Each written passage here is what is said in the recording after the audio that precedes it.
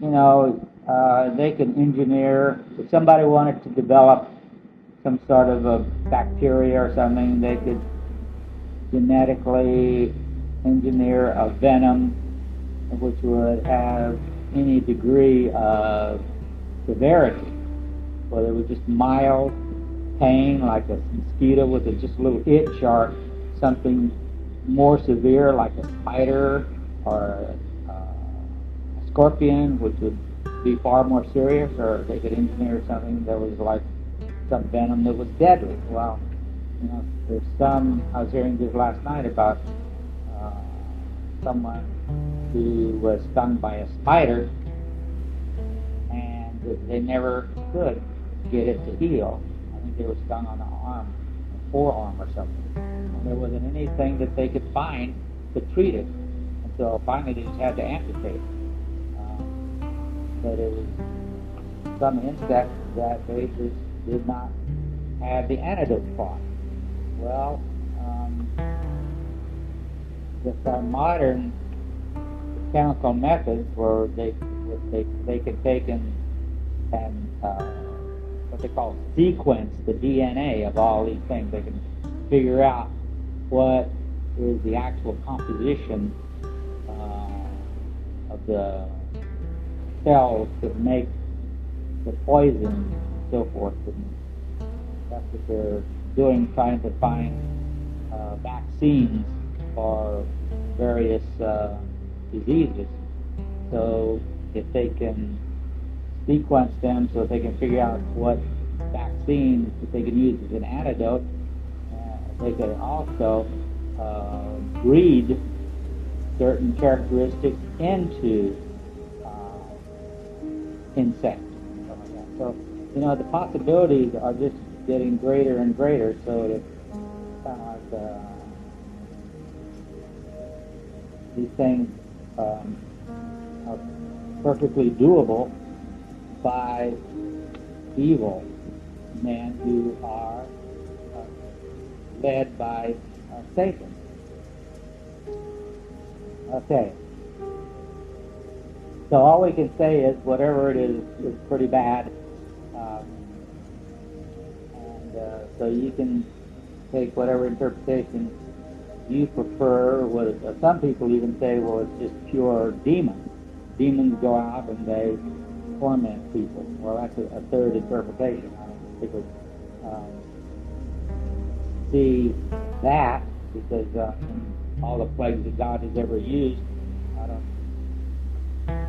know of any time that God has used pure demons. He's always seemed to use some sort of a means to accomplish, whether he uses the Babylonians and their armies to punish Israel, or whether he sends actual locusts, or whether it's different diseases like leprosy or something like that. It seems like it's always some sort of physical means that God uses, not just pure demons.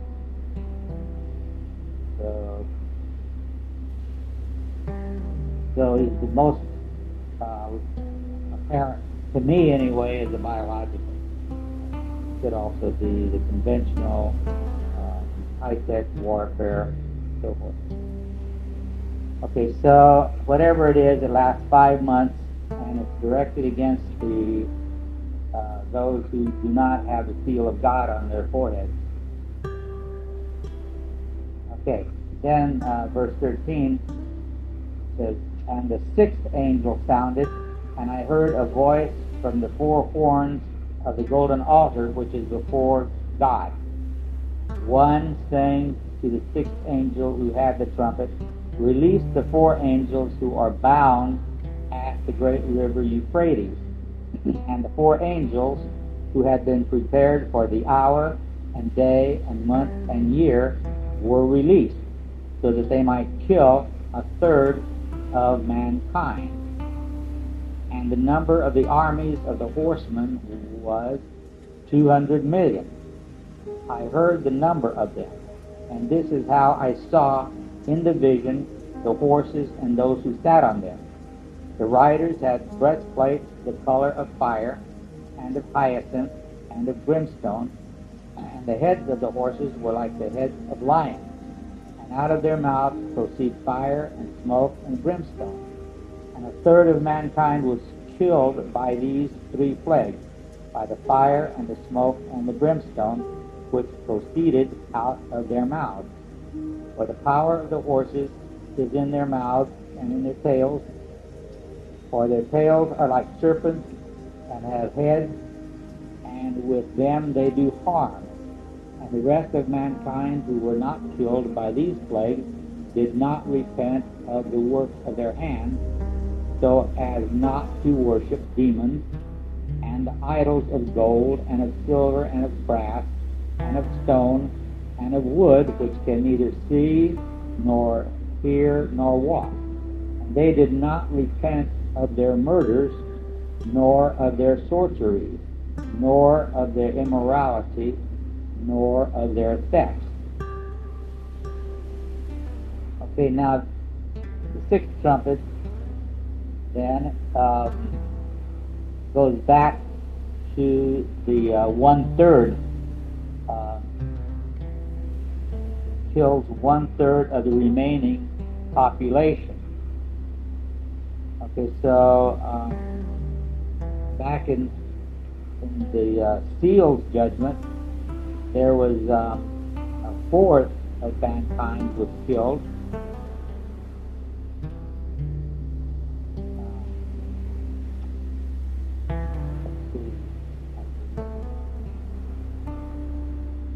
Anyway,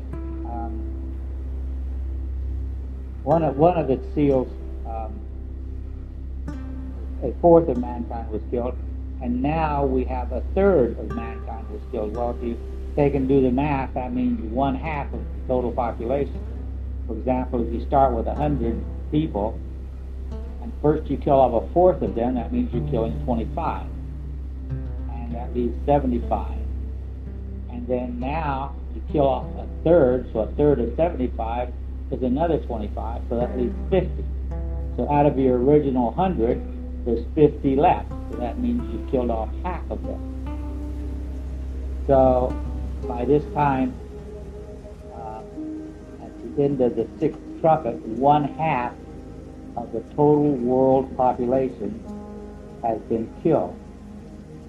This is talking about the unbelievers. In addition to that, then there would be all the martyrs, the believers who died for their faith. But that also would be a significant number, but it would be only a small fraction, I think, of the total world population. So we're not talking about small-scale stuff here. We're talking about worldwide destruction. People always talking about the Third World War will exterminate all the living things on the earth. Well, that seems to be what we've got here. We're having a war. Now this, the interpretation of this probably is conventional warfare. Okay, let's look at it in detail. It says, verse 13, the sixth angel sounded, and I heard a voice from the four horns of the golden altar, which is before God. Okay, now this is the altar of incense. If you remember from the tabernacle, inside the first chamber, the altar of incense sits right in front of the veil, which blocks off access to the inner chamber of the Holy of Holies. And the altar of incense is connected with worship. Incense, remember, is symbolic of prayer. And earlier we saw the souls of the martyrs were under this altar, and they're crying out to God, how long until you avenge our death? And those who have killed us and who have been so disrespectful to God and so blasphemous against God and so forth. And so the incense represents their prayers.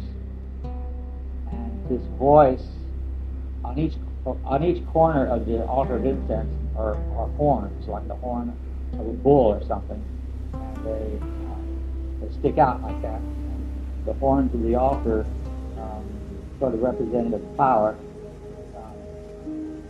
It's from the four horns of the golden altar. There was a voice. One voice was saying to the sixth angel who had the trumpet, "Release the four angels who are bound in the great river Euphrates." Okay, so it says, "And the four angels who had been prepared for the hour, the day, and month, and year were released so that they might kill a third of mankind." Okay, what these angels are, a difference of opinion.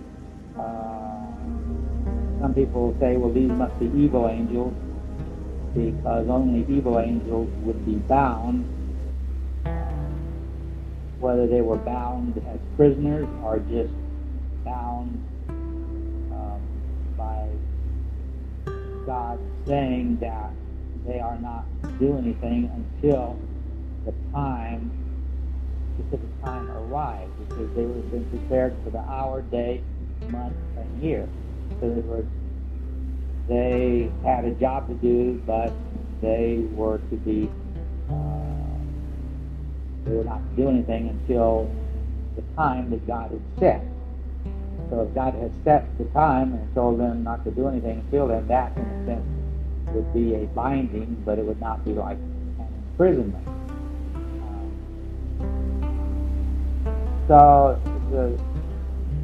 I think most people take this binding to be like an imprisonment, so they take the four angels to be evil angels. But although that's a possibility, not necessarily, because they could be some of God's mighty angels who have just been told that what they are to do, but they are not to do it before a specific time. Okay, so these four angels were then released when the sixth angel sounded, and they are to kill a third of mankind.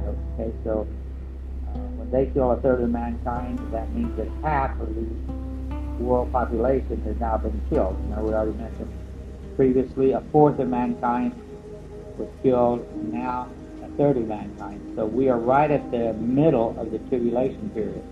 So 3.5 years have gone by. Well, actually, we're just before the middle. So by the middle of the tribulation, half of mankind's population has been killed. And then it talks about the armies, and the number of the armies of the horsemen were 200 million. And I heard the number of them. Okay, now these angels were bound at the great river Euphrates.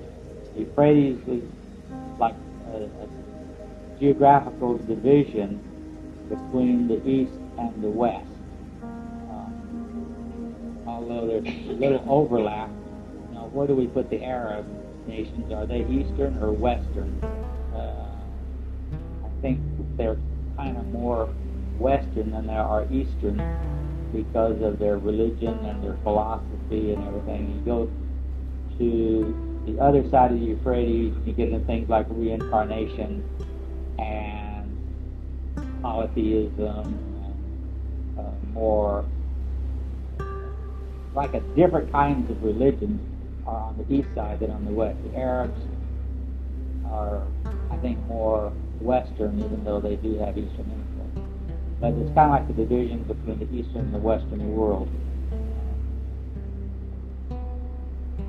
And from the eastern side, we do have a lot of non-Arab Islamics. India, Pakistan, Afghanistan, southern parts of Russia have a lot of non-Arab Islamics along the southern, or what they call the steppes in Russia with large extended plains where the goes further east to the Mongols. Around a lot of those are Islamic. So I kind of think that they're talking about the Islamic nations here, these 200 million, like they're the final jihad.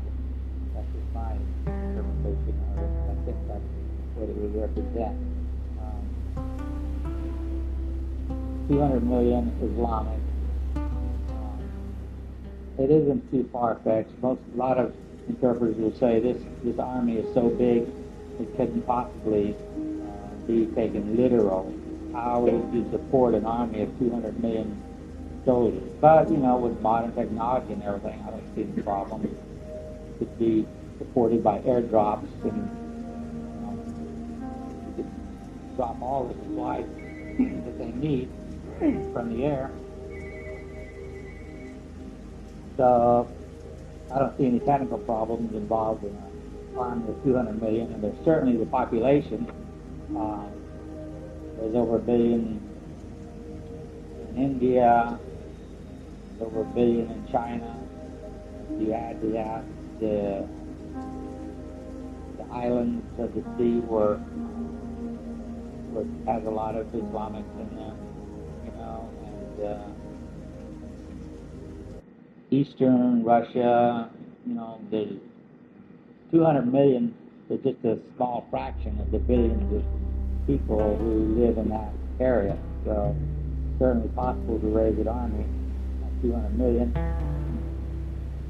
And so this sounds like an actual army with modern weapons.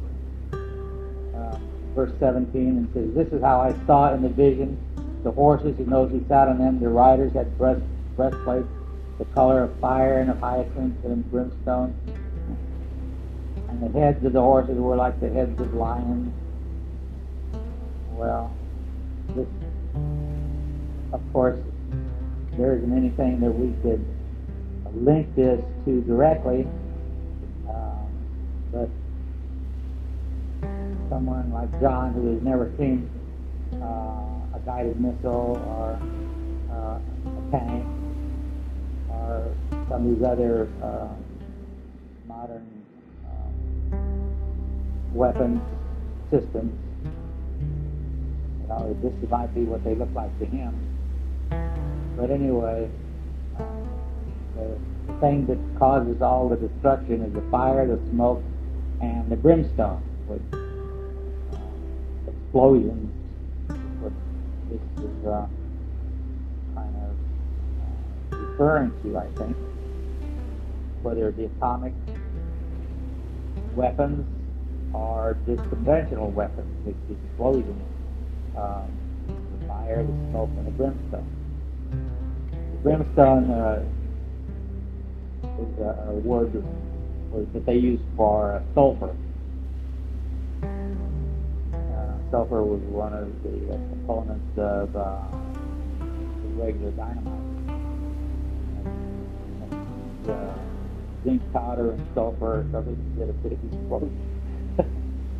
So I think this is what this is referring to: conventional warfare, even atomic weapons, and so forth. And so a third of mankind were killed by these plagues, the explosions, by the fire, the smoke, and the brimstone, which proceed out of their mouths, which is actually like out of the gun barrels of tanks or of cannons. These are things that they didn't know about in the first century when John was writing. So the power of the horses is in their mouths and in their tails. And what is it? The guided missiles are shooting flames out of their tails to propel them. The